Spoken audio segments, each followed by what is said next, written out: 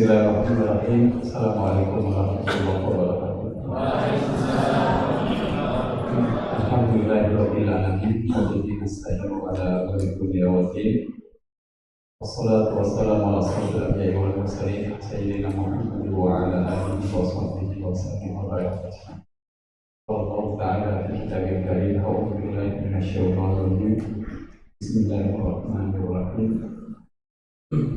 Inna Allaha ma'al ladzina taqaw wal ladzina hum muhsinun. Sallallahu alaihi wasallam. Dari beserta keluarga besar Permata yang dirahmati Allah Subhanahu wa taala. Saya keluar dari rumah ada hal kecil yang saya lihat tetapi namanya besar. Saya berkendara dari Surabaya ke arah Sidoarjo itu saya disalib oleh kendaraan pick up angkut peralatan pesta gitu ya. Teror. Nah, ini ngomong teror. Kemudian sopirnya satu, di belakang itu ada bagian tukang pasang gitu ya. Dia duduk menghadap ke arah berlawanan, jadi kan dia nggak pakai celana panjang, celana pendek, kaosan, ngantuk-ngantuk gitu. Saya merenung gitu ya. Jadi hal sesederhana itu saya berkesimpulan, mungkin anak itu baru sebulan ikut pemilik teror, mungkin setahun, bahkan mungkin 5 tahun. Tapi apa yang berubah dari sebulan, setahun, 5 tahun itu tergantung dia sendiri, apakah mau belajar atau tidak. Di Temanggung, Ustaz-Ustazah, ada seorang guru matematika yang ruang tamunya itu difungsikan sebagai puskesmas matematika. Ini istilah paling aneh di dunia. Di mana-mana puskesmas urusannya kesehatan. Nah, ini puskesmas matematika untuk mengajari anak-anak tetangganya yang tidak bisa matematika. Nah, pas nggak bisa, dia nunggu tukang sampah lewat di depannya. Dia bilang, kamu kalau nggak mau belajar matematika, nasibmu kayak tukang sampah itu. Gitu. Ini cara itu. Saya ingin mengatakan juga begitu. Kita semuanya itu pegang kitab Khawatir Quraniyah, pegang mushaf Quran dan ini. Tapi kalau Ustaz-Ustazah memperlakukan Al-Quran kita dan kitab Khawatir Quraniyah itu seperti kelakuan tukang sampah dan penjaga teror itu tidak banyak berubah gitu. Saya ingin menegaskan itu. Kita akan mengalami dan mengambil manfaat secara luar biasa kalau Al-Quran dan kitab Khawatir Quraniyah serta yang lain itu selalu kita buka, kita pelajari. Kuncinya itu. Dan siapa yang mendapatkan manfaat yang terbesar, kata Allah, walikullin darajatum mimma amilu. Setiap orang itu akan mendapatkan derajat dari Allah sesuai dengan apa yang dia kerjakan. Tadi saya datang ke bagian, Ustaz. Teman-teman Ustaz itu ke pondok. Enggak apa-apa, saya yang salah kan datang ke bagian. Jadi naik dulu masuk ke ruangan, sarapannya biasanya sama Ustaz Januari. Nah, Ustazah rahimahullah, saya ingin memulai kajian hari ini dengan apa yang ditulis oleh Malik bin Dinar dalam kitab Hurbatul Quran. Tapi saya kutip ya. Bagian yang ingin saya sampaikan begini. Wahai, kalau saya baca di awal, wahai para penghafal Quran, dan kita setidak-tidaknya menghafal Al-Fatihah, Qul huwallahu ahad, Qul a'udzu birabbin nas dan segala macam ya. Apa yang ditanamkan Al-Quran dalam hati kalian? Sesungguhnya Al-Quran adalah musim semi penyejuk kaum beriman. Mudah-mudahan Al-Quran yang ada di kita itu selalu menyejukkan kita. Tidak punya uang jadi sejuk, ya, karena kita membaca Al-Fatihah. Punya hutang tetap sejuk, ya, karena kita tambah Al-Fatihahnya, ya, begitu. Sebab orang itu, kita ini lucu. Sedih dan bahagia itu ngikuti uang, bukan ngikuti Al-Quranul Karim. Kemudian, sebagaimana hujan menyuburkan bumi, hujan turun dari langit ke atas bumi, jatuh ke rerumputan dan muncullah benih-benih. Tidak ada yang bisa menghalangi benih itu tumbuh dan menghijau. Nah, bagian ini yang mau saya. Wahai para penghafal Quran, apa yang ditanamkan Al-Quran dalam hati kalian? Di manakah orang-orang yang dekat dengan satu surat Al-Quran? Ini nanya kita semuanya, karena kita setidak-tidaknya dekat dengan Al-Fatihah, ya kan? Di manakah orang yang dekat dengan 2 surat Al-Quran? Apa yang sudah kalian lakukan dengan kedekatan kalian kepada 2 surat Al-Quran? Saya ingin memulai pada bagian akhir ini. Apa yang sudah kita lakukan dengan Al-Quran itu? Ya. Jawaban atas pertanyaan ini mengandung konsekuensi kita akan mau melakukan sesuatu. Saya beri contoh. Ayat ini terkenal. Yaumaidin tuhaddisu akhbara. Pada hari kiamat kelak bumi itu akan bercerita, mengabarkan apa yang dilakukan oleh manusia di atas punggungnya. Jadi tempat saya duduk ini, Ustaz Dani duduk, Ustaz Kusan duduk, tempat kita duduk itu akan bicara, ya Allah, hambamu pada tanggal 1 Februari 2025 jam sekian sampai jam sekian di Masjid Baitul Miftahul Ilmi sedang mengaji, dan itu akan cerita begitu.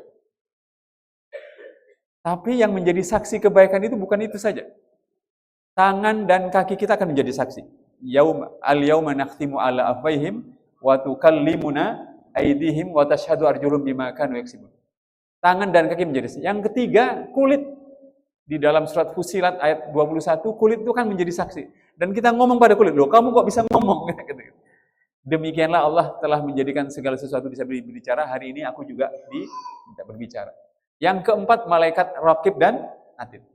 It yatalaqal mutalaqiyani anil yamini wa anishimalik. Itu yang keempat, malaikat. Yang kelima, diri kita sendiri yang menjadi saksi. Balil insanu ala nafsihi basir. Bahkan manusia menjadi saksi atas dirinya sendiri. Apa sih hal yang istimewa dari saksi? Kalau, mohon maaf ya, Ustaz Dani misalnya, begitu berangkat ke Surabaya misalnya, dia di jalan itu menyaksikan lampu merah, kemudian semua orang berhenti, tapi ada satu orang yang nyelonong. Itu khas bus ya. Kalau lagi antrian, ada kereta api bus itu seret gitu kan, nggak enak dipandang mata. Sama tidak enaknya kalau kita menyaksikan diri kita sendiri tidak disiplin, enak-enakan, malas, nggak enak disaksikan. Dan alangkah enaknya, bukan alangkah enak, pasti enak menyaksikan diri kita disiplin, mau belajar, mau berjasa itu enak disaksikan diri kita sendiri. Balil insanu ala nafsihi basir. Yang kelima, yang keenam, yang akan menjadi saksi itu jelas manusia yang bersama kita. Tapi yang ketujuh, yang di atas segala-galanya saksinya itu adalah Allah Subhanahu wa ta'ala. Wallahu ya'lamu mutaqallabakum wa maswaakum. Allah mengetahui bolak-baliknya hati kalian. Nah, Ustaz-Ustazah rahimahullah, saya ingin mengajak selalulah bertanya, apa yang sudah saya lakukan dengan Al-Quran? Itu penting, agar kita mau berbuat sesuatu. Ini sudah sering kita ulang, tapi ayat ini mengajak kita, apa yang kita lakukan dengan Al-Quran? Apakah kita mentadabburinya sebelum kita mengamalkannya?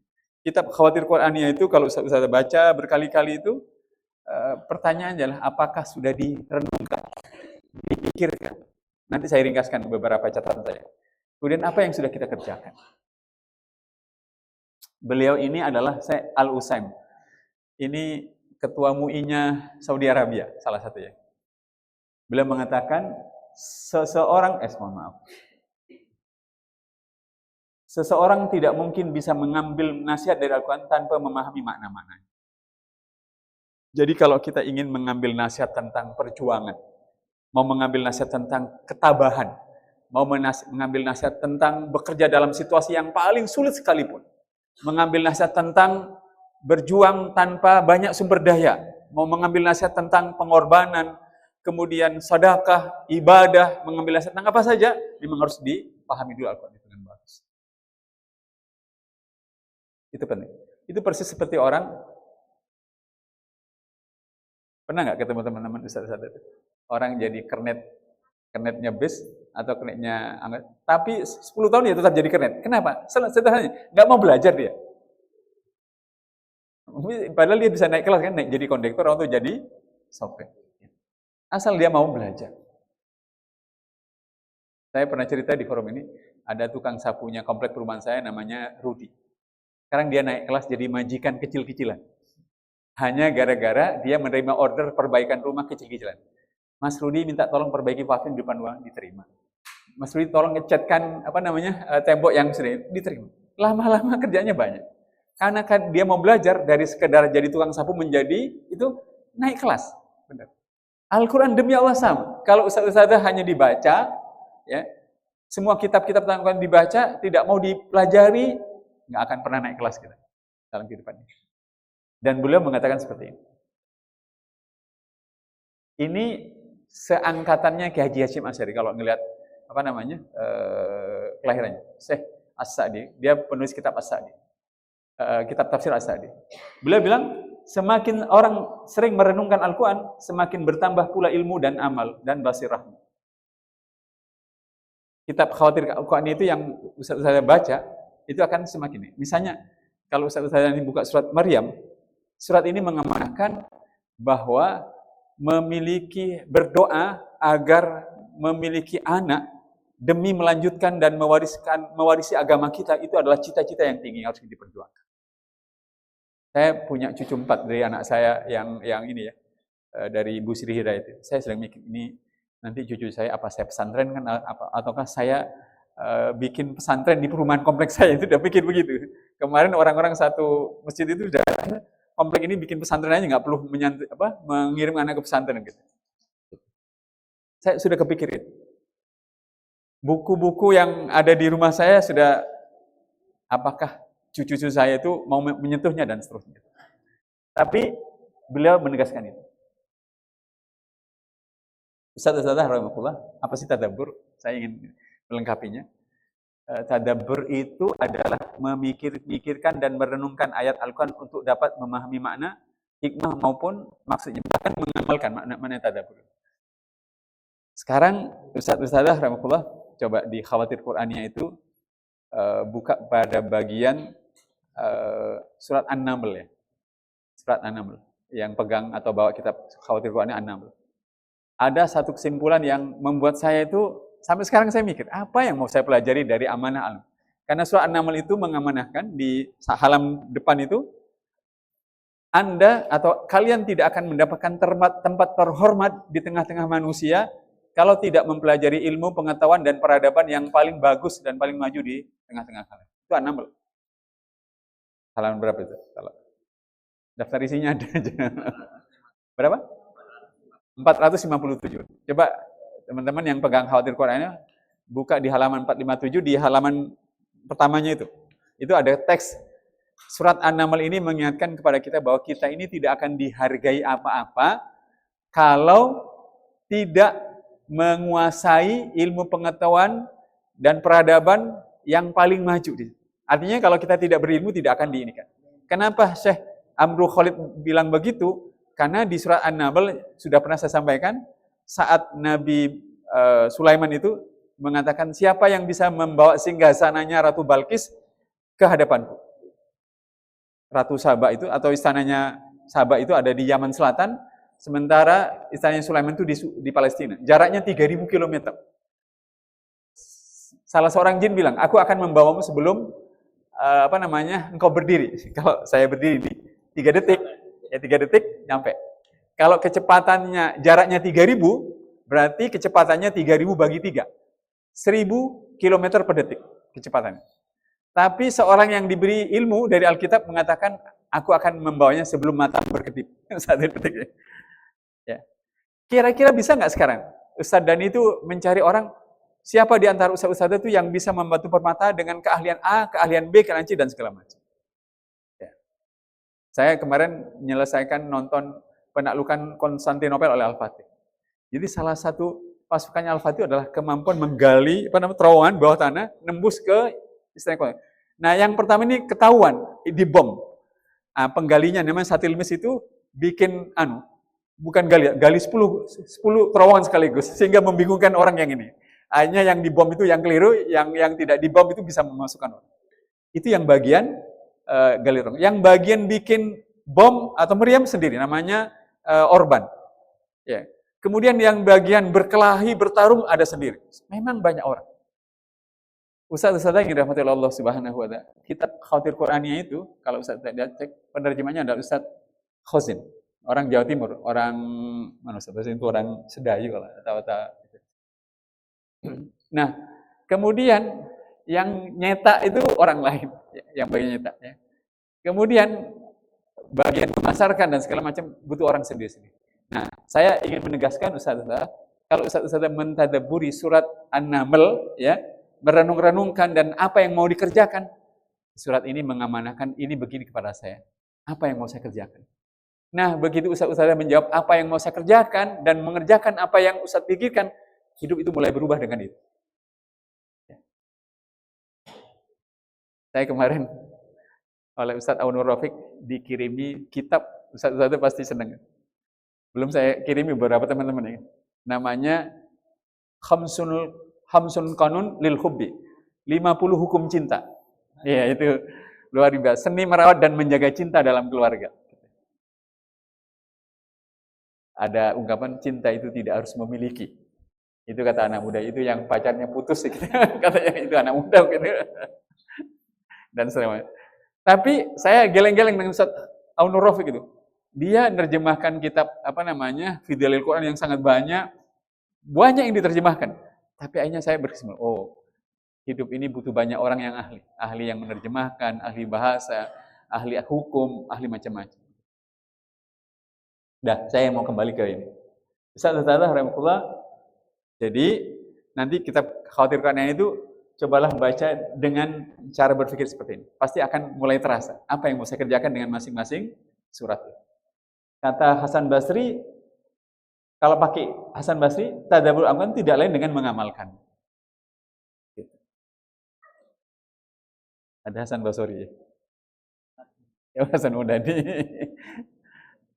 Ya, saya lanjutkan. Ini makalahnya pernah saya baca, saya buat dan saya kirim ya. Dalam apa yang saya tulis ini saya adaptasi dari Dr. Abdullah Fattah Al-Khalidi ya. Beliau mengatakan tujuan utama diturunkannya Al-Quran itu untuk itu. Tapi cobalah pakai ini untuk kitab Khawatir Quran. Jadi pertama dengan membaca kitab Khawatir Quraniyah, apakah kita semakin bisa kenal pada Allah Subhanahu wa Ta'ala. Kalau untuk yang nomor 1 itu Ustaz-Ustazah harus baca surat 16 sama surat ke-6. Ya.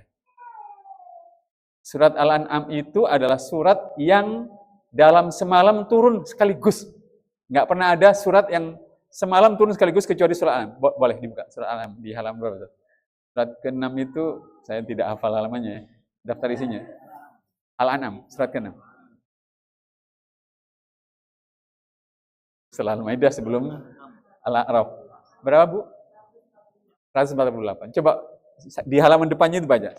Surat ini adalah surat yang semalam langsung turun. Dan waktu turun itu dikawal oleh 70.000 malaikat. Alam semesta itu bergemuruh dengan 70.000 malaikat. Para ulama meyakini kalau kita sekarang baca Al-An'am, 70.000 malaikat juga akan mengawal kita. Dan yang dibicarakan Al-An'am itu adalah soal ma'rifatullah, iman pada Allah dan segala macam. Di antaranya di situ ada inna sholati wa nusuki wa mahyaya wa mamati. Tapi di akhir surat Al-An'am itu ada begini. Allah menjadikan kalian berbeda-beda pangkat dan derajatnya. Maksudnya agar kalian diuji oleh Allah Subhanahu. Yang satu harus jadi ketua yayasan, yang satu harus jadi security agar diuji oleh Allah Subhanahu wa Ta'ala. Itu ayat terakhir ini. Tapi Ustaz-Ustazah kembali kepada bab tentang itu, apakah kalau kita kembali pada bagian ini, ya, apakah kita itu semakin beramal, tergerakkan, tergantung kita itu mau bertanya, apa yang mau saya amalkan dari surat? Nah, atau yang yang kedua itu, apakah saya dan Ustazah itu makin terbimbing untuk mendekat pada Allah Subhanahu wa Ta'ala? Al-Quran juga harus kita tanya begitu. Saya baca surat Al-Ma'arij, surat ke-70, saya baca surat Al-Haqqah, saya baca surat Mudassir, Muzammil, apakah saya semakin dekat dengan Allah? Apa yang saya kerjakan agar saya semakin dekat dengan Allah Subhanahu wa Ta'ala? Mohon Ustaz-Ustazah, mohon dibuka surat Al-Haqqah. Ayat ke-19 dan 25. Perilaku ini mirip anak SD. Ayatnya mohon dikoreksi satu-satu. A'udzubillahi minasyaitonirrajim. Bismillahirrahmanirrahim. Al-Haqqah. Ya, ayat 19. Fa amma man utiya kitabahu biyamini fayaquluha umuqra'u kitabi. Adapun manusia yang menerima catatan amalnya dari kanan, dia bilang pada orang-orang di sekelilingnya, "Nih, bacalah catatan amalku." Mirip anak SD. Kalau anak SD itu rapotnya bagus, ulangannya hari dapat 100, pulang-pulang itu belum masuk rumah, aku dapat 100. Itu gitu kan. Semua orang disapa, ditenteng gitu. Manusia juga begitu. Tapi begitu jelek catatannya, mirip anak SD juga. Ibunya, "Nak, mana kertas ulangan? Enggak ada ulangan kok tadi." Padahal ulangan, dia dapat jelek gitu. Ayat 25 ya, benar ya? Wa amma man utiya kitabahu bisimalihi fayaqulu ya laitani lam. Ya. Alangkah baiknya kalau aku tidak menerima catatan. Nah, masalahnya kita tahu begini nih, gimana caranya agar kita masuk yang pertama dan tidak masuk yang kedua? Ustaz, saya mau ini menegaskan ya. Kemarin saya mau khutbah Jumat. Paginya saya jalan kaki sampai mungkin 8 kilo jalan kaki ya. Olahraga itu. Pas mendekati mau ke lokasi khutbah di dekat Juanda itu, saya melewati perempatan lampu merah yang mau masuk ke ini Ustaz tadi. Kemana? Ke lapangan terbang Juanda. Nah, saya itu tertidur 5 detik saya. Tahu-tahu saya sudah masuk di depan area yang tidak boleh dimasuki. Jadi area Juanda itu, ini nggak sih. Loh. Berarti 2-3 detik yang lalu saya melewati lampu merah, saya tanpa sadar. Untung tidak ditumbuk oleh itu. Saya bersyukur pada Allah. Saya ingin mengatakan, semua kita pasti mengalami seperti itu. Tetapi selamatnya kita dari hal seperti itu, apa penyebabnya? Penyebabnya adalah kebaikan-kebaikan yang selalu kita lakukan secara reguler. Jadi kalau Ustaz pulang dari tempat ini, kecelakaan, mengalami kejadian hampir kecelakaan tapi selamat, demi Allah, karena ada kebaikan yang pernah kita lakukan yang dijaminkan oleh Allah untuk melindungi kita. Allah melindungi kita. Maksud saya begini, jangan malas berbuat baik. Kalau bahasanya, jangan pernah berhenti jadi orang baik. Ya untuk itu. Ojo lain jadi wong apik ya. Benar itu. Ngaji dan segala macam, berusaha sekuat tenaga. Kenapa? Kita tidak tahu di saat-saat kapan kita akan mengalami kejadian di mana sudah tidak bisa menghindar, sudah tidak bisa ini, kecuali kita akan ditolong oleh Allah. Dr. Yusuf Qaradawi dalam sebuah kitab kecil yang berjudul Minoritas Muslim di mana? Di Filipina apa namanya? Mindanao. Pernah waktu pasukan Muslim itu berperang dengan pasukan Moro ya, pasukan pemerintahnya itu. Ada seorang pasukan itu sambil menyerang, "Ya Allah, mana malaikatmu yang kau janjikan?" Teriaknya begitu. Itu kata Yusuf Qaradawi itu, tiba-tiba laki-laki ini benar-benar dilindungi oleh malaikat. Sama seperti kejadian, yang cerita ini dosen sosiologi UNER, Ustaz. Waktu saya ngisi acara di Fakultas Sosiologi itu, Ustaz, saya mau cerita, ada mahasiswa ITS, hari Jumat, hari terakhir harus bayar SPP. Tapi dia hanya punya uang 20.000 katanya. Aplikasi permintaan beasiswa dari kampus belum ada kabar. Habis sholat Jumat itu uang 20.000 ditenggelamkan sekalian ke kotak amal ITS. Ya Allah, terserah engkau ya Allah, aku ini mau diapakan. Benar itu. Dan akhirnya beberapa jam kemudian dia dipanggil oleh rektor bahwa permintaan beasiswanya diterima. Ya. Maksud saya, kalau mau berbuat baik itu jangan ngincrit-ngincrit itu. Yang banyak, karena kita butuh yang seperti itu. Apalagi soal karpet ya. Enteng. Banyak, demi Allah. Jadi teman-teman, kalau teman-teman mikir sendiri, tidak punya keinginan untuk membantu permata, bukan soal, itu urusannya Ustaz Daniel, enggak. Kita butuh itu agar dalam situasi yang paling tidak berdaya sekalipun, karena kita terus berbuat baik itu Allah nolong kita. Itu kepentingannya. Mungkin di antara kita nanti pulang ke rumah, bannya gembos di jalan. Itu ada orang berbaik hati, "Bu, mari saya bantu." Itu orang itu tidak datang kebetulan, bukan. Itu balasan kebaikan yang Allah berikan atas kebaikan yang pernah kita kerjakan. Kalau ada ban gembos nggak ada yang nolong, memang orang pelit berbuat baik. Begitu. Kita lanjutkan. Atau yang ketiga, Ustaz. Apakah kita semakin tergembleng dengan Al-Quran? Silakan baca surat 23 ya, surat 23 di Khawatir Quran. Surat ini menjelaskan apa hal-hal yang harus dilakukan agar orang beriman itu menjadi orang baik. Sama surat Al-Ma'arij surat ke-70. Tapi kita bertanya pada kita sendiri, apakah kita ini benar-benar bekerja keras untuk itu? Yang saya suka di antara bagian-bagian itu adalah orang beriman itu adalah orang yang meninggalkan perkataan dan perbuatan yang tidak bermanfaat. Saya punya tip buat Ustaz. Jam ini, saya rekomendasikan sebaiknya jangan dipakai jam baik itu. Kalau Ustaz tidak tepat waktu, demi Allah itu. Nggak enak dilihat jam bagus di tangan orang yang tidak disiplin. Saya bilang buang saja itu jam. Demi Allah, jam ini akan ganteng macam-macam kalau kita tepat. Benar itu. Nanti kalau ustaz-ustazah masuk kamar mandi pakai jam. Biar tidak berlama-lama duduk membuang air besar itu. Udah 10 menit udah terlalu banyak banget, cepat begitu. Jadi kira-kira hafal. Kalau kira-kira tiap masuk kamar mandi itu mesti 15 menit, diulangi lagi. Nanti masuk 5 menit, selesai. Kalau mau BAB baru masuk. Saya waktu kuliah dulu punya teman yang spesialis masuk kamar mandi sebelum sholat subuh masuk. Jadi ya nggak sempat sholat subuh berjamaah. Nah, itu pertanyaannya. Surat yang saya sebut tadi, surat 23 sampai surat 70, dan surat 70 itu, dua surat ini mirip. Karena di ayat di surat 23 itu, qad aflahal mu'minuna alladzina hum fi shalatihim khashi'un. Kalau di surah Al-Ma'arij, innal insana khuliqa haluma idza massahu syarru jazua wa idza massahul khairu manua illal muslim. Disebut orang salat. Alladzina hum ala salatihim daim. Ini bukan soal menghafal, tapi apakah kita mau menggembleng diri kita menjadi orang yang baik dalam hal salat. Saya nggak tahu, mudah-mudahan ustaz-ustaz tersindir. Apakah kita termasuk orang yang bisa itu langsung buka WA atau tidak? Ada. Saya gila-gila, ya Allah sampai tidak cukup waktunya WA pada waktu normal. Habis sholat pun buka WA ya gitu. Dan seterusnya. Atau yang ini, yang 4 dan kelima. Buku Khawatir Qur'aniyah itu menjawab yang kelima, memimpin manusia untuk berjuang memperbaiki kehidupan yang ada di sekitar. Kalau ustaz-ustazah mengeluhkan apa saja tentang lingkungan sosial, baca buku Khawatir Qur'aniyah. Kita akan mendapatkan jawabannya. Bagaimana cara mengatasinya itu dengan baik. Baik, selanjutnya. Nah, ustaz-ustazah yang dirahmati Allah Subhanahu wa taala, saya ringkaskan. Ini saya buat itu tahun 2016, sudah lama. Ketika buku Khawatir Qur'aniyah itu saya dapatkan yang versi penerbit lain. Ini daftar ini saya buat bukan untuk apa, tapi untuk bertanya. Dengan pertanyaan Malik bin Dinar, apa yang sudah kita kerjakan dengan itu penting. Kalau kita masuk pada yang nomor 2 atau Al-Baqarah, engkau adalah penanggung jawab bumi.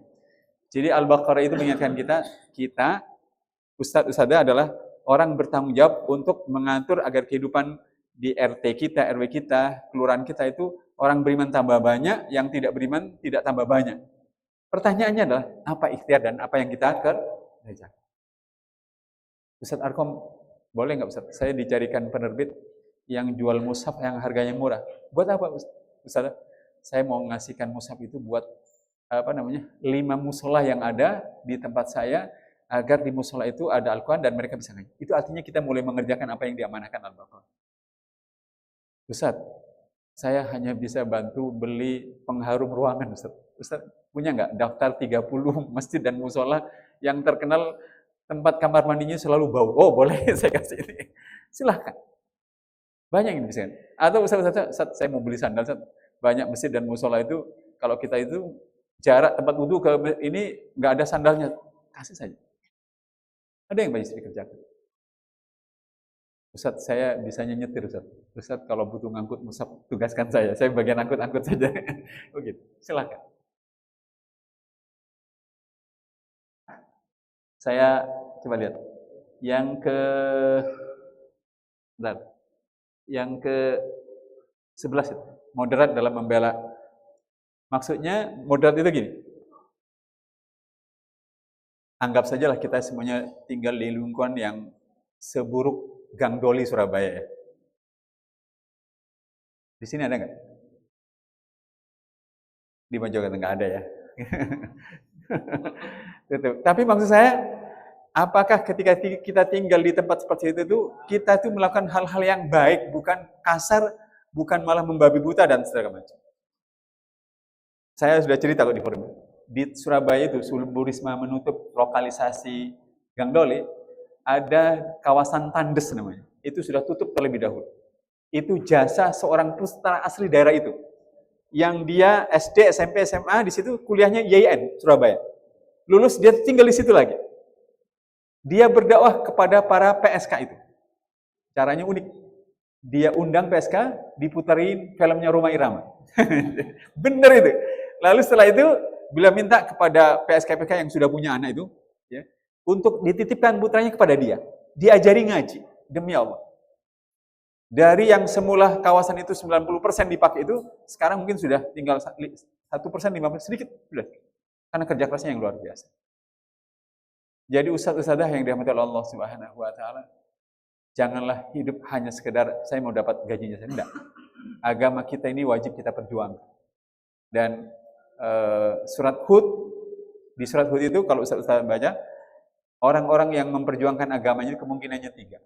Dia menyerah karena dizolimi, dikasari, dimusuhi, atau yang kedua, dia membalas dengan cara yang membakar, merampok, atau yang ketiga, dia menjadi orang yang ikut orang yang zalim itu.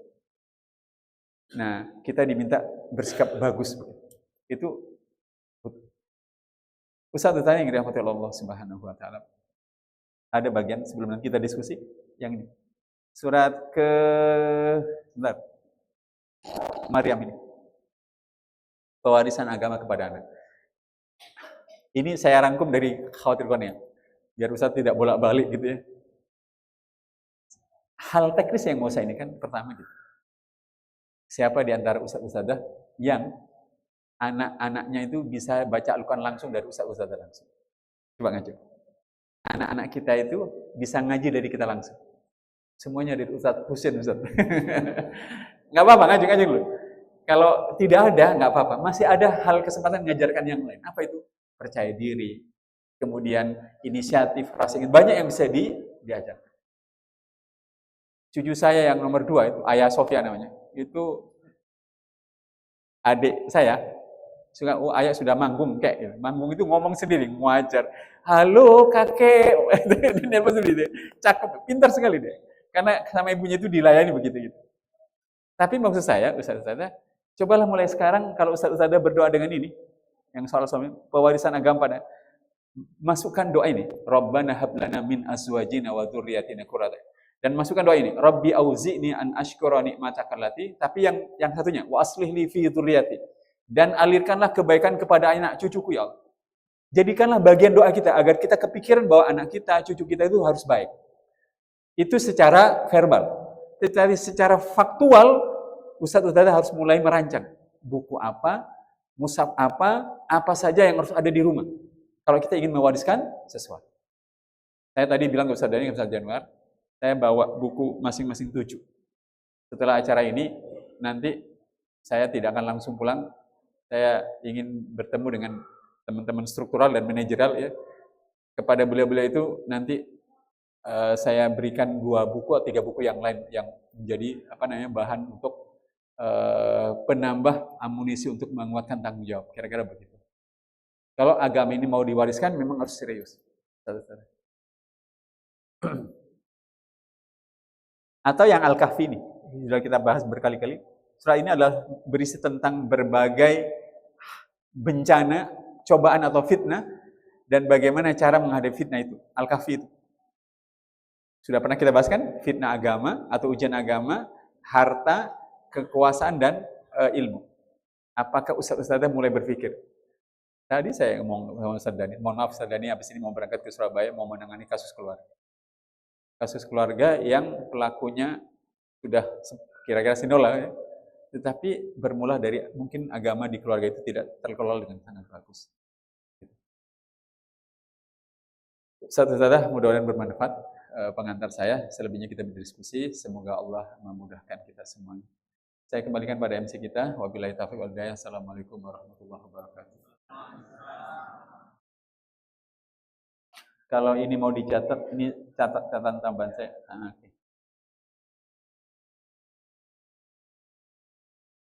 Monggo, Ustaz.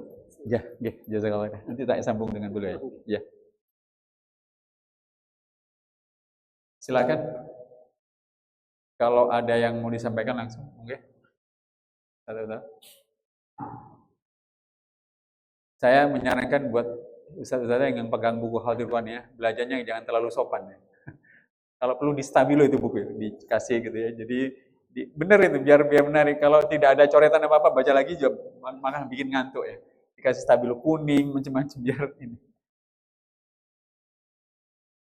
Ada, silakan. Ustaz.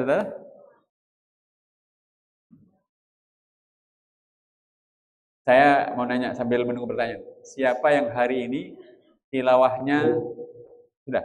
Mana tadi? Cek. Yang hari ini tilawahnya sampai di Al-Baqarah. Ngacung. Tilawahnya di Al-Baqarah, artinya selesai baru balik lagi depan gitu maksudnya. Nggak ada. Yang sampai di Ali Imran ada nggak? Ya, Ali Imran Ibu. Ali Imran. Ya, nah, kalau sampai di Ali Imran sebaiknya begini. Mushaf kita ini pertama kalau Ali Imran tadi kan teguh dalam memegang prinsip. Kalau membaca buku Khawatir Quran itu, surat itu menengahkan agar kita ini teguh memegang prinsip. Maksudnya itu Al-Baqarah yang menjadi pedoman kita untuk mengatur hidup itu harus kita pegang betul-betul. Ya. Di Ali Imran itu ada ayat kuntum khaira ummatin, ya. Kalian adalah umat yang terbaik kalau kalian berdakwah dan segala macam. Maka pertanyaannya adalah saya ngerjakan apa dengan itu? Itu gitu. Kemudian di Ali Imran itu ada ayat inna fi khalqis samawati wal ardi wa ikhtilafil laili wan nahar la ayatil liulil albab. Sesungguhnya pada penciptaan langit dan bumi ada tanda-tanda kekuasaan Allah. Sering tidak kita melihat langit, bumi, malam, siang dan menambah iman kita pada Allah Subhanahu wa taala. Maksud saya begitu. Saya lanjutkan. Siapa yang tilawahnya sampai di An-Nisa? An-Nisa juga? Ya. Ibu bisa nanya, Ustadz, suami saya itu baik hati sama saya, istrinya, dan anak-anak saya. Karena pesannya An-Nisa itu, berlakulah adil dan berbuat baik kepada wanita dan anak-anak. Saya sering bilang, kalau sampai ada anak mengatakan, ayo nak ke pengajian, siapa yang ceramah? Abi ngomong tok, abi tok. Nah, itu berarti alamat tidak baik. Ya, gitu. Yang Al-Maidah siapa? Yang sampai di Al-Maidah ada? Nah, buat siapapun yang sampai ke Al-Maidah, maka berusahalah untuk menjadi orang yang selalu menepati janji dengan siapapun. Tadi saya ditagih belum bayar hutang kemarin, tak ceritakan kepada saya. Saya itu minta maaf ya, karena kemarin mau transfer nggak bisa. Nggak bisa kemungkinannya dua. Nggak bisa karena tidak ada duitnya. Atau yang kedua itu kerepotan transfernya dan segala macam. Tapi menjadi orang yang menepati janji, itu amanahnya surat Al-Maidah. Begitu. Yang sampai di An-Al'am siapa? Surat ke-6. Ada? Surat ke-6? Nah, kalau surat An-An'am ini sepanjang surat itu berbicara soal keyakinan. Berbicara keyakinan. Artinya begini. Ada satu ayat yang mengatakan, bayangkanlah kalian bagaimana kalau seandainya Allah itu mengambil dan mencabut pendengaran, penglihatan, dan hati kalian. Operasi katarak dan segala macam itu kalau bayar atau pakai lasik ya, sinar laser itu puluhan juta. Nggak pakai kacamata lagi kalau itu. Tapi kata orang tua kita, kalau mau sehat matanya sering-seringlah melihat Al-Quran. Insya Allah sehat, nggak pakai kacamata nanti. Begitu seterusnya sampai ke belakang. Yang lagi baca surat Al-Hadid ada? Sampai di Al-Hadid 57. Kalau sampai di surat itu, maka surat ini mengamanahkan berusahalah setiap hari, setiap pekan, setiap bulan itu untuk membangun dua kekuatan. Kekuatan material dan kekuatan spiritual. Jadi rajin ibadah, rajin olahraga, ya, dan segala macam. Kira-kira begitu. Nah, baru Al-Quran ini terasa sekali. Ibu-ibu kan suka nempel menu rawon di mana? Di kulkas ya. Tempel gitu kan? Ya Al-Quran ini layak dikasih jatah yang lebih detail.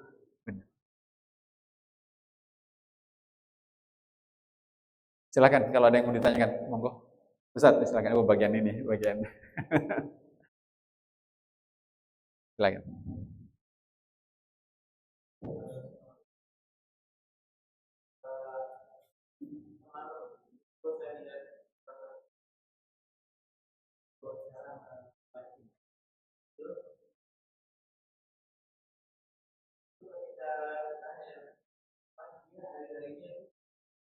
Ya.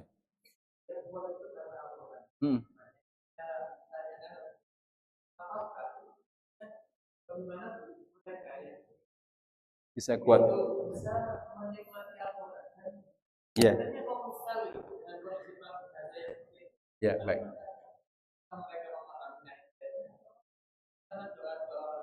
Baik. Ini pertanyaan. Coba kita buka ayat-ayat yang berkaitan dengan membaca Al-Quran dan berzikir kepada Allah sebanyak-banyak. Ustaz buka dulu surat ke-33 ayat 41, 42 dan 43. Dan mohon saya dibantu kalau yang sudah menemukan, mic-nya saya berikan, yang menemukan terjemahannya atau yang sudah mendapat 41, 42, 43. 41-nya itu, monggo, satu sen, ampun. Ada 33 Al-Ahzab 41 ayat 41, 42, 43. Ayat 41, 42, 43. Boleh itu. Ayat 41, wahai orang-orang yang beriman, ingatlah kepada Allah dengan mengingat namanya banyak-banyaknya. Terus 42, dan bertasbihlah kepadanya pada waktu pagi dan petang. 43, dialah yang memberi rahmat kepadamu dan para malaikatnya memohonkan ampunan untukmu agar dia mengeluarkan kamu dari kegelapan kepada cahaya yang terang, dan dia Maha Penyayang kepada orang-orang yang beriman. Ya. Kenapa orang yang membaca Al-Quran itu sekuat itu ya? Kalau mengikuti ayat ini, baca Al-Quran itu adalah bentuk mengingat Allah yang paling lengkap. Ya. Allah menyebut di sini, dialah Allah yang beri rahmat. Satu. Lalu di akhir ayat ini, Allah penyayang pada orang-orang beriman. Bentuk rahmat Allah kepada orang yang mengingat Allah, membacakan itu, salah satunya adalah kekuatan. Ustazah, kalau coba bisa. Sebentar, bisa nggak kira-kira Ustazah baca Al-Quran sehari 5 juz? Pasti kebayang, waduh Ustazah, langsung mau jidat nih. Bisa nggak baca WA 5 jam? Ah, itu bisa Ustaz. Yang terakhir ini. Nggak, saya mau nyampaikan, kalau ada Ustazah yang bisa 5 juz, usahakan saja. Tolong beritahu saya. Ustazah akan mengatakan, iya Ustaz, beda Ustaz. Bukan berarti 5 juz itu tidak, kerja saja normal semuanya. Tapi di sela-sela kerja itu baca Al-Quran. Dan begitu Ustazah menginginkan baca Al-Quran lebih banyak, Ustazah pasti akan mulai membuang-buang waktu-waktu yang tidak efisien. Harus mengatur bagaimana agar capek, ngantuk itu bisa diatasi. Caranya begini, Ustazah kalau sudah mulai capek dan segala macam duduk itu, jangan enggan untuk memejamkan matanya saya. Atau yang paling ini punggung. Saya beli minyak kapak gitu, olesi ini, biar itu enak. Kemudian mata kalau sudah dihilangkan ngantuknya, baca Quran lagi. Demi Allah, 5 juz itu akan Allah kuatkan buat Ustaz. Kalau sudah sampai tilau 5 juz, lihat efeknya. Ulama-ulama yang hebat-hebat itu begitu. Di antara ulama yang hebat itu adalah Profesor Dr. Hamka, 5 juz. Efeknya kuat dia. Karena yang pertama kali dikuatkan adalah rohaninya oleh Allah Subhanahu. Kalau rohaninya sudah kuat, maka tubuh itu akan kerepotan melayani rohani yang sangat kuat. Gitu. Ini kisah yang diterangkan oleh Syekh Abdul Azam dalam kitab Al-Aqidatu wa Asarul fi Dinil Jannah. Ada salat taraweh di Afgan, imamnya itu baca yang bagus, ayatnya panjang-panjang. Anak muda yang ada di belakangnya itu negor dia dengan hadis, katanya kalau ngimami manusia itu jangan panjang-panjang, maunya pendek-pendek. Itu yang muda-muda. Yang tua-tua itu ngomong, anak imam jangan pedulikan omongan anak muda itu, perpanjang saja sholatmu. Gitu. Gitu. Nah, saya ingin mengatakan kenapa? Karena orang yang baca Al-Quran sebanyak-banyaknya itu rohaninya itu dikuatkan. Kok bisa? Ya, karena orang yang baca Al-Quran sebanyak-banyaknya itu berarti perhatian, kemudian konsentrasi, kemudian niat itu tercurah pada Allah. Artinya terhubung kepada yang memiliki semua kekuatan. Kalau nggak percaya, nanti tak kasih uang 100.000. Bener saya ini kan. 5 juz sehari. Kalau nggak 5 juz, 4 juz, 3 juz, pokoknya naikkan lah. Itu Ustaz. Yang kedua, ayat yang kedua ya, ayat yang berikutnya yang ingin saya sampaikan, surat ke-24 ayat 37 38. Ayat ini terkenal ya. Walaupun tidak menyebut wanita, yang disebut rijalun la tulhihim tijaratun wala bai'un an dzikrillah wa iqamis shalah. Hamba-hamba Allah yang tidak dilalaikan oleh perniagaan dan jual beli mereka dari mengingat Allah, mendirikan salat dan membayar zakat. Allah sebut di ayat 38-nya. Monggo Ustaz, ayat 38-nya. Ayat 38. Ya, surah 24-nya. Di Kanan kiri, kanan sini, kanan. ayat 38, mereka melakukan itu. Surah An-Nur. Iya, benar. Mereka melakukan itu agar Allah memberi balasan kepada mereka dengan yang lebih baik daripada apa yang telah mereka kerjakan. Iya, terus? Dan agar Dia menambah karunia-Nya kepada mereka, dan Allah memberi rezeki kepada siapa saja yang Dia kehendaki tanpa batas. Saya mau cerita pengalaman haji saya tahun 2024 kemarin. Jadi saya masuk ke Arafah itu sore, karena kreditnya, istri sudah masuk jam 11. Demi Allah, selama saya di Mekah setelah dari Madinah itu, sampai menjelang haji itu, setiap hari saya bacakan sebanyak-banyak. Satu permintaan, ya Allah, mampukan saya, izinkan saya menunaikan ibadah haji lengkap. Karena waktu itu, di tahun kemarin itu, pihak Arab Saudi itu, satu, melakukan operasi terhadap jamaah umroh yang overstay, yang sudah waktunya pulang tapi tidak pulang. Banyak orang Maduranya juga. Telok lewat gitu. Yang kedua, jamaah haji yang bervisa ziarah ikut-ikutan di ini kan. Tapi tidak diperlakukan seperti yang itu. Kalau visa ziarah hanya dikeluarkan dari Mekah ke Jeddah. Habis itu masuk lagi dengan berbagai opsi pilihannya. Saya demi Allah itu ngerasakan sekali itu. Membaca Al-Quran sebanyak-banyaknya, doanya begitu. Ya Allah mudahkan, benar-benar. Dan yang terakhir puncaknya, Ummu Hamas itu nggak bisa jalan karena kakinya sakit dari hotel yang jaraknya 4 kilo ke Masjidil Haram. Pada itu kami harus tawafada. Kata dia, carikan kursi roda. Dapat kursi roda, satu rodanya itu agak oleng gitu. Saya itu dorong. Dari mana hotel ke Masjidil Haram itu 4 kilo. Jalan, ya dijalankan. Balik lagi, terus tawafnya bukan di lantai dasar, tawaf lantai 2. Satu putaran 7 kilo. Jadi total malam itu sampai paginya saya 35 kilo. Kalau disuruh ngulangi lagi saya nggak mau. Cuma waktu dorong itu, saya berganti-ganti baca Al-Fatihah. Benar tuh, subhanallah, udah nggak peduli saya. Benar-benar saya kerahkan. Ya Allah, begitu selesai itu, saya, kan sepi kan kalau biasanya, saya tak berhenti, saya duduk di kursi roda, bos tak turun, tak minum. Ya Allah, Al-Quran itu dahsyat sekali. Benar itu. Ustaz pernah tahu kan hadis ketika Aisyah mengeluh, putrinya Rasul Aisyah ya, Fatimah ya, ketika mengeluh soal itu, lalu kata Rasul, bacalah subhanallah, ya benar kan itu kan? Nah, ternyata efek psikologisnya menakjubkan sekali. Memang kalau dibaca subhanallah cuma 10 kali ya nggak ngefek ya, tetapi begitu durasinya dibanyakin baru terasa. Nah, kenapa di ayat 38 yang dibaca Ustaz itu Allah akan memberikan balasan dengan balasan yang lebih baik dari apa yang mereka kerjakan. Tidak Allah sebut spesifik, tapi macam-macam. Jadi begini maksudnya, Ustaz-ustaznya kalau ada hajat, rencana apa saja yang jauh sekali 10 kilo jauhnya, kita nggak tahu gimana caranya, baca Quran saja. Tapi dengan ya Allah, aku ingin membacakan ya Allah dengan niat berharap sampaikan aku kepada apa yang aku kehendaki. Dengan caramu ya Allah. Aku berikhtiar dengan ikhtiar yang bisa aku lakukan. Terus saja begitu. Allah akan menuntun kita ke tempat itu. Tapi sekaligus kerjakan apa yang diminta oleh Al-Quran. Itu maksud saya yang gitu. Gitu tuh. Tadi, yang 38 diulangi Ustaz? 38 Ustaz. Ya. Mereka melakukan itu agar Allah memberi balasan kepada mereka dengan yang lebih baik daripada apa yang telah mereka kerjakan. Terus?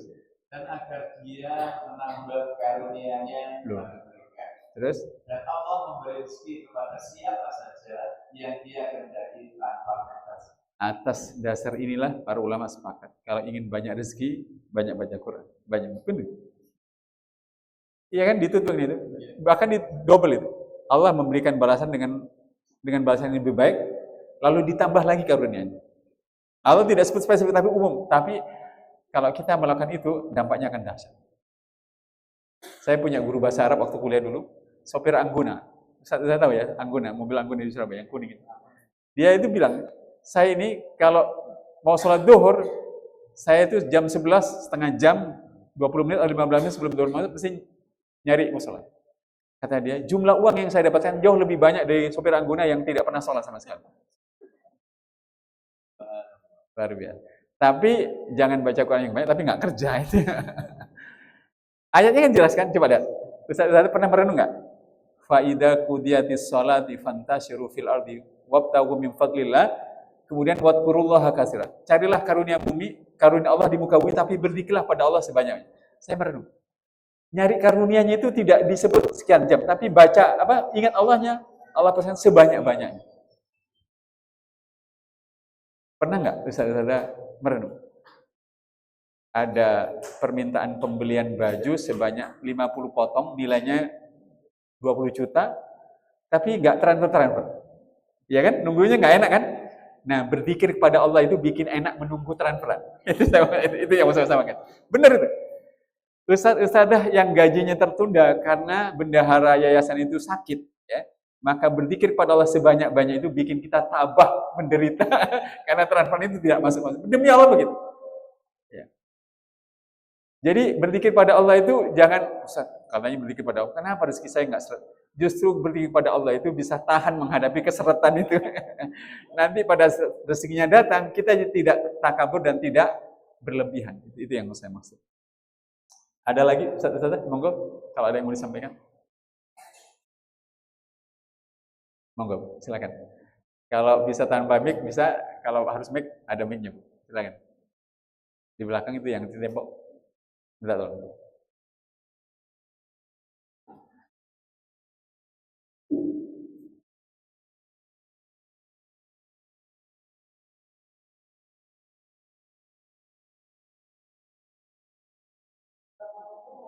Waalaikumsalam warahmatullahi wabarakatuh.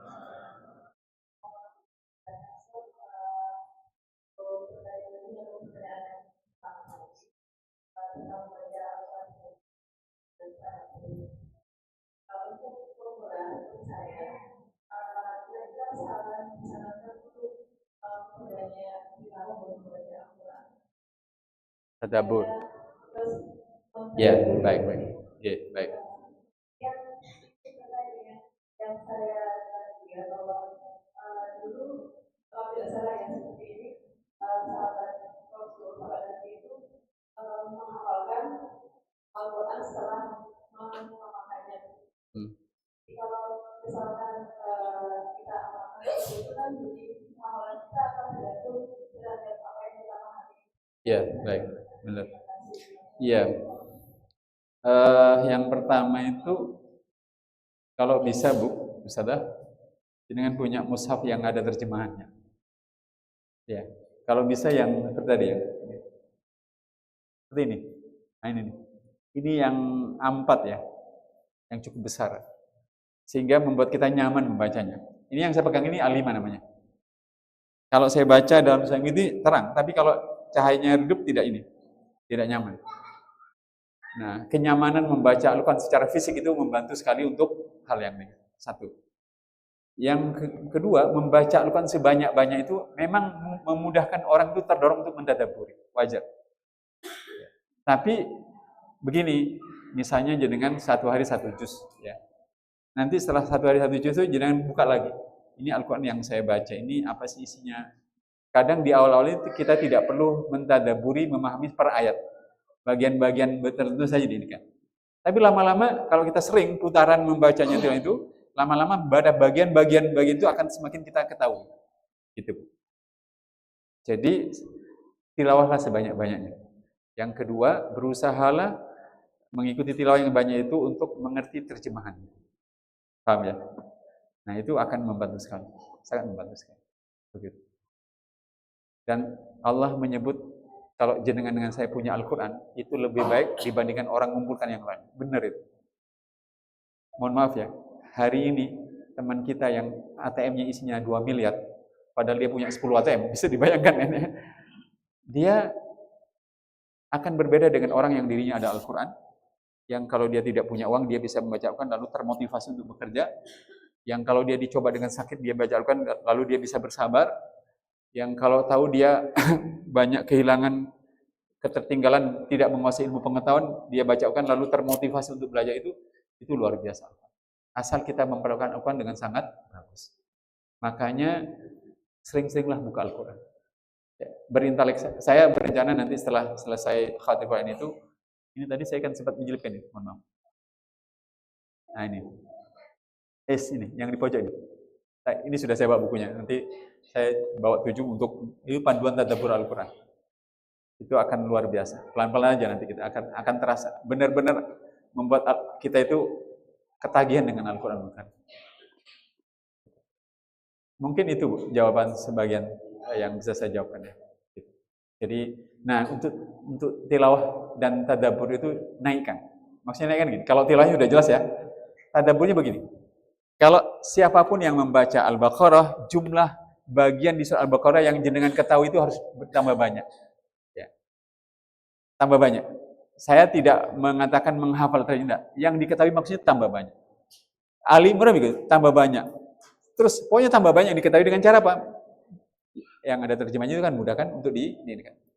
Beberapa teman-teman itu bahkan dikasih kertas yang warna-warni itu untuk itu akan membantu sekali. Gitu. Terakhir ada yang monggo kalau ada yang mau disampaikan.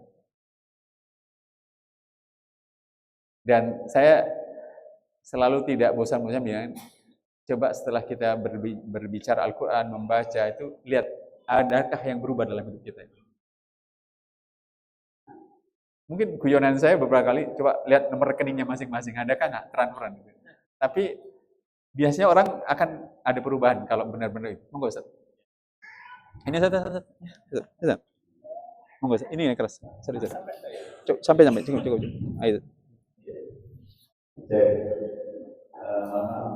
Saya bertanya. Mungkin hanya saja atau juga saya teman-teman. Saya kalau ketemu jenengan atau ketemu teman-teman setelah kajian, itu rasanya semangatnya membara. Gue wis pokoknya tak pacang, gue tak buka, tak begitu.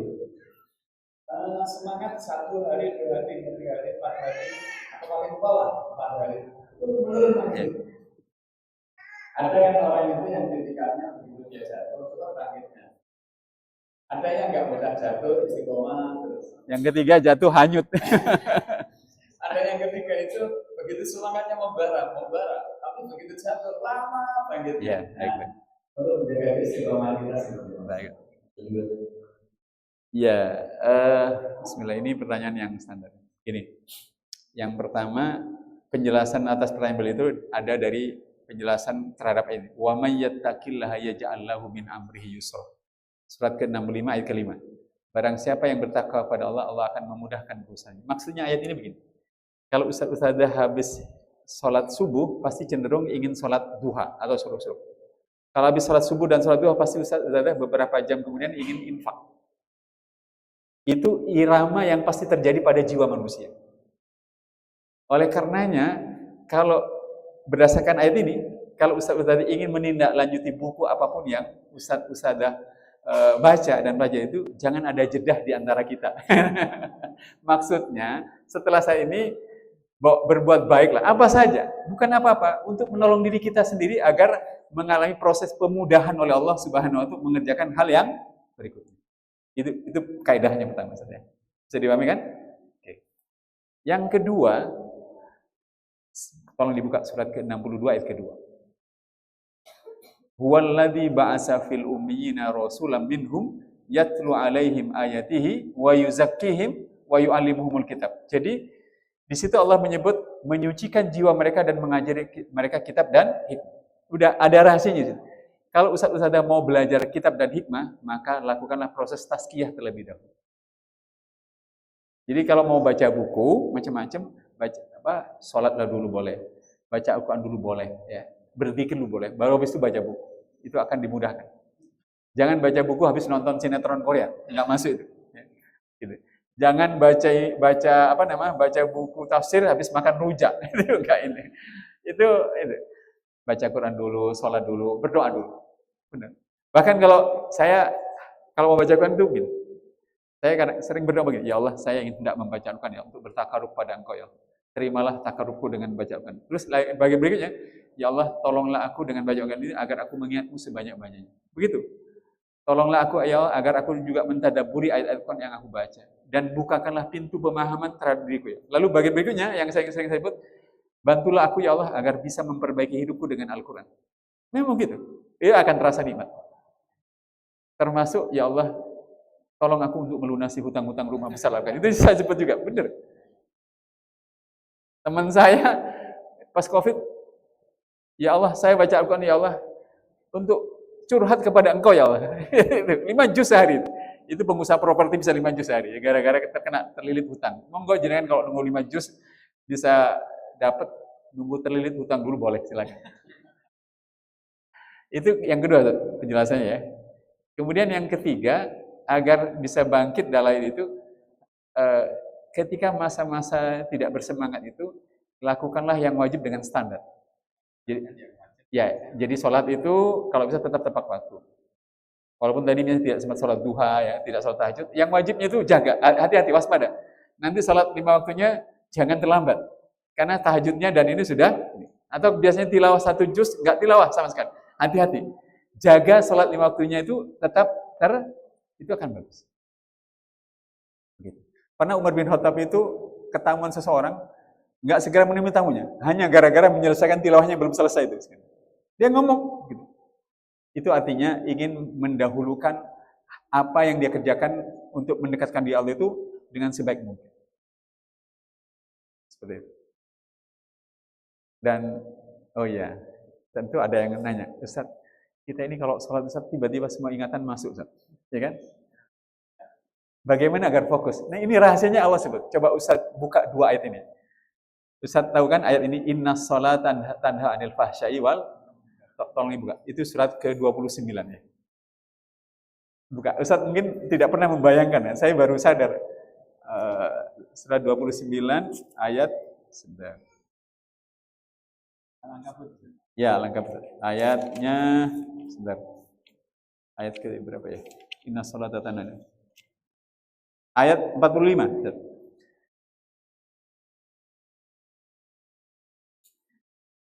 Ayatnya kan Ustaz tahu, innas sholata tanha anil fahsya'i wal, tapi Ustaz tidak pernah menem. Ayat ini didahului oleh utluma uhiya ilaika minal kitab wa aqimis shalah. Bacalah apa yang diwahyukan oleh Allah kepadamu dan dirikan salat. Jadi rahasianya, kalau Ustaz di luar salat itu banyak baca Al-Qur'an, sebanyak-banyak, insya Allah salatnya akan benar. Terkondisi. Silakan, praktekkan.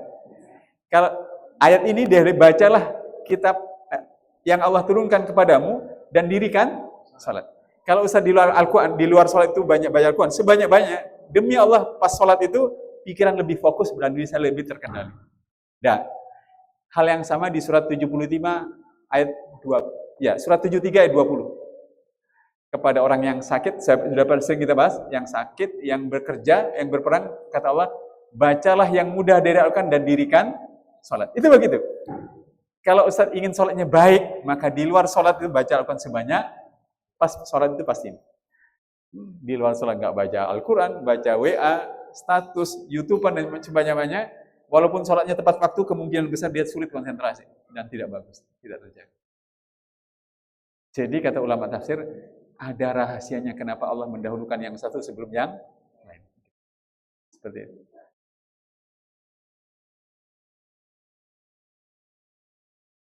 Monggo, komandan kukuh.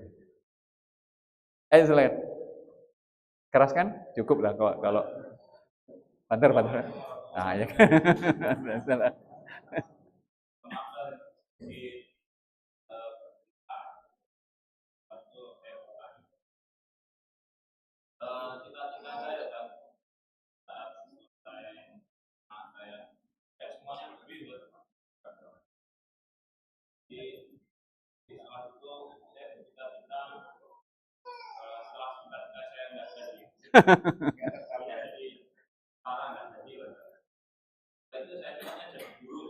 Nah, terus?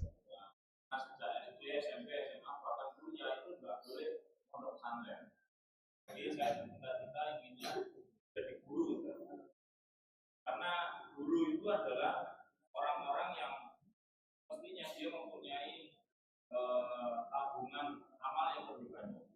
sama tabungan uang pokoknya.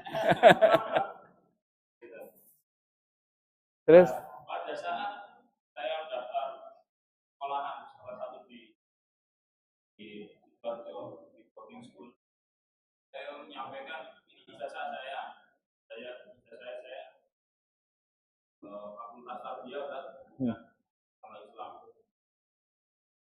Oleh sekolah tersebut nyambungnya sama yang saya sampaikan bahwa segala profesi Islam harus belajar ya clear begitu. Mulia, saya itu mulia. Nah, pada saat saya mendaftar ke sekolah tersebut, dari pihak yayasan maupun dari pihak sekolah menyampaikan aku ini nggak pantas jadi guru agama. Yang nyelangel. Terus Nggak pantas jadi guru agama. itu ngomongnya letterluck begitu. Letterluck begitu ngomongnya. Luar biasa. Aku nggak pantas jadi guru agama. PAI, aku nggak pantas jadi guru agama. Pantasnya aku adalah guru olahraga. Ya, terus? Karena di Sidoarjo itu apa namanya, dinas pendidikannya itu kan di kantor begitu, belajar tentang olahraga. Terus? Dan pada saat pelajaran olahraga, saya kan kodul kan ya. Tapi dengan berbagai macam pengalaman, setelah itu belajar ini apa, ini itu, apa itu. Saya berusaha untuk berubah anak-anak saya, maksudnya siswa-siswa saya. Berubah siswa-siswa saya bahwa olahraganya itu tuntas secara apa namanya, otodidak menurut saya. Tidak ada atletik dan sebagainya. Terus saya sampaikan begini, ini pertanyaannya begini, Pak. Iya. Dan alhamdulillah angkatan 1, 2, 3 sama saya 3 tahun di situ, alhamdulillah semuanya tuntas jasmaninya. Yang saya ingin sampaikan adalah bahwa amal soleh itu apakah nyambung dengan ilmu agama melulu. Oh iya, baik. Sedangkan di sini Ustaz, ini kan ada guru fisika, guru biologi. Jangan guru matematika. Oh, saya guru matematika, saya. Ini nyambungnya dengan profesi, Ustaz. Iya. Di sini juga ada holding, di sini ada. Mungkin lebih tepatnya itu begini ya, teman-teman yang guru bidang studi ya, guru itu apa yang bisa Ustadz lakukan agar bisa menjelaskan iman, bisa pokoknya menyampaikan dan mendakwakan Islam. Kira-kira begitu. Saya malah ingin sampaikan ya, saya ini beruntung menjadi pemain bola. Bahkan saya kadang-kadang datang ke sekolah itu, pada waktu di Bontang itu, saya menyampaikan hal-hal yang mungkin orang termasuk guru olahraga itu terlalu menyederhanakan. Olahraga kan baris, senam, selesai, gitu kan. Yang penting gerak ya. Padahal di olahraga itu kalau kita agak dalam mendalami tentang ilmu fisiologi atau biologi atau faal tubuh dan segala macam, ada berbagai mekanisme biologis yang terjadi pada tubuh manusia karena olahraga. Ada hormon A, B, C dan segala macam. Semakin banyak kita membacanya, maka penjelasan kita di hadapan siswa itu akan bagus. Masalahnya adalah guru olahraga itu tidak terlalu mendapatkan ini di hadapan siswa dan segala macam. Itu tantangan. Saya mohon maaf ya Ustaz, kenapa saya kesini kemudian meminta dan mengajak teman-teman di forum ini dan segala macam. Kemarin juga guru-guru Al-Quran dan Al-Uswa itu saya bilang, kita akan bertekad pada akhirnya nanti semua orang akan menghargai guru. Semua guru. Karena di tangan guru itu manusia terbentuk dengan sangat bagus. Tapi kita harus belajar harus bagus. Gitu. Ya. Harus bagus. Kalau kita tidak belajar dengan bagus, maka sulit. Kunci kita berdakwah adalah satu, pada penguasaan ilmu keislaman kita. Tapi yang kedua, Profesor Dr. Yusuf Qaradawi bahkan menasihatkan setiap dai itu harus belajar sejarah. Sebab lewat sejarah kadang banyak pesan itu yang bisa nyampe dengan sangat bagus. Yang ketiga, psikologi. Banyak proses-proses kejiwaan manusia itu setelah dijelaskan Al-Quran ditambah penjelasan psikologis, pendekatan itu akan enak dipahami. Yang ketiga, sosiologi. Ya. Ada teman ya, lulusan UNIR kerja di LMI Surabaya, S2-nya. Saya tanya, tesisnya apa? Tesisnya tentang para tunawisma ya, yang hidup di bawah jembatan tol di mana? Di Surabaya. Ada 50 keluarga, saya nggak percaya kalau dia tidak cerita. 50 keluarga yang karena tinggal di bawah tol itu perilaku, kebiasaan, hal-hal itu kadang-kadang di luar ini bayangan kita. Nah, kalau kita ngerti ilmu sosiologi, kita akan mengerti kenapa anak begini, orang tuanya begitu, ya. Dan seterusnya. Tidak harus dalam ya, tapi mengerti bagian-bagian, apalagi sekarang ada Mbak Meta itu di mana itu tanya saja. Walaupun Mbak Meta itu suka salah ya. Saya tulis nama Yusuf Rohana, dia adalah ini mendapatkan penghargaan dari presiden dan segala macam, itu lucu. Begitu saya ketik nama Ahmad Harkom, maaf saya tidak tahu tentang Ahmad Harkom. Waktu saya rasakan kamu. Saya tuh geleng-geleng. Nah itu Islam, setelah Islam ya, sejarah, psikologi, kemudian sosiologi, yang keempat komunikasi. Yang terakhir ini, yang tidak kalah pentingnya, sastra. Sastra. Itu akan berbeda. Nah, itu dari aspek memberikan kekayaan pada wawasan kita. Pada aspek tindakan dan perbuatan, setiap orang tidak harus guru agama, bisa melakukan proses berdakwah dan segala macam. Saya kalau diminta briefing anak-anak bola itu, Ustadz jangan bayangkan dulu. Assalamualaikum warahmatullahi wabarakatuh. Innal hamdalillah. Nahmadu. Enggak begitu. 5 menit selesai. Gitu. Itu yang ini bisa. Tapi kalau saya ingin mengatakan, kalau dakwah disederhanakan 2 saja kata kuncinya. Ya. Memberi dan mempengaruhi. Pegang itu. Memberi dan mempengaruhi. Siapa yang paling banyak memberi, dia akan mudah mempengaruhi. Jadi tenang saja, walaupun tidak bisa berbahasa Arab, buktinya banyak kiai takluk kepada para dokter. Karena waktu disuntik digratiskan, ya kan? Waktu sakit dia diancam. Kiai, kalau macam-macam kiai akan meninggal dan mati. Udah kapok kayaknya gitu. Nah, memberi dan mempengaruhi itu resep yang jitu. Kemana saja berhadapan itu, apa yang bisa saya berikan? Begitu diberi, orang mudah dipengaruhi. Preman yang paling gak karuan bisa dihadapi dengan cara itu. Masalahnya nanti memberi dengan apa? Kadang dengan uang, kadang dengan pengetahuan, kadang dengan bantuan, kadang dengan perhatian dan segala macam. Cukup ya, Ustaz? Baik, kita cukupkan, mudah-mudahan bermanfaat apa yang kita bahas pada pagi hari ini. Semoga Allah Subhanahu wa taala memberkahi kita, selalu kita diberi keistiqomahan oleh Allah dengan bersamarkan ala hadiniyah wa ala kulli niyatin shalih al-Fatihah. A'udzu billahi minasyaitonir rajim. Bismillahirrahmanirrahim. Alhamdulillahi rabbil alamin. Arrahmanir rahim. Maliki yaumiddin. Iyyaka na'budu wa iyyaka nasta'in. Ihdinas siratal mustaqim. Siratal ladzina an'amta 'alaihim ghairil maghdubi 'alaihim waladdallin. Alhamdulillahirabbil alamin. Allahumma shalli ala sayyidina Muhammad wa ala ali sayyidina Muhammad. Allahumma arhamna bil Qur'an waj'alhu lana imaman wa nuran wa hudan wa rahmah. Allahumma dzakkirna minhu ma nasina wa 'allimna minhu ma jahilna warzuqna tilawatahu ana al-laili wa atrafan nahar waj'alhu lana hujjatan ya rabbal alamin. Allahumma a'inna ala dzikrika wa syukrika wa husni ibadatika. Allahumma ati nufusana taqwaha wa zakkiha anta khairu man zakkaha anta waliyuha wa maulaha. Rabbana afrigh alaina sabra wa tawaffana muslimin. Rabbana atina fid dunya hasanah wa fil akhirati hasanah wa qina adzabannar. Wa sallallahu ala sayyidina Muhammad wa ala alihi wasallam wa baraka ajma'in. Walhamdulillahi rabbil alamin. Subhanakallahumma wa bihamdika asyhadu an la ilaha illa anta astaghfiruka wa atubu ilaik. Assalamualaikum warahmatullahi wabarakatuh.